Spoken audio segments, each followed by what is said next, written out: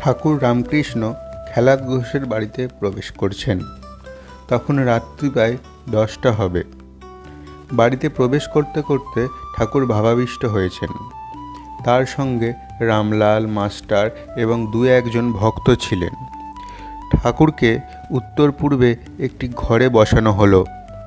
তিনি বলতে শুরু করলেন, আমার ধর্ম ঠিক আর অপরের ধর্ম ভুল, এই মত ভালো না।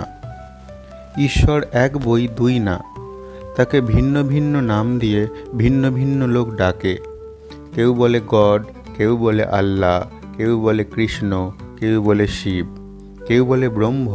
যেমন পুকুরে জল আছে, এক ঘাটের লোক বলছে জল, আর এক ঘাটের লোক বলছে ওয়াটার, আর এক ঘাটে লোক বলছে পানি, কিন্তু বস্তু এক।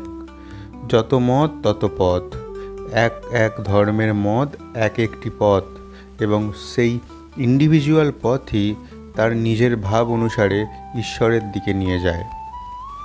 যেমন নদী নানা দিক থেকে এসে সাগর সঙ্গমে মিলিত হয়।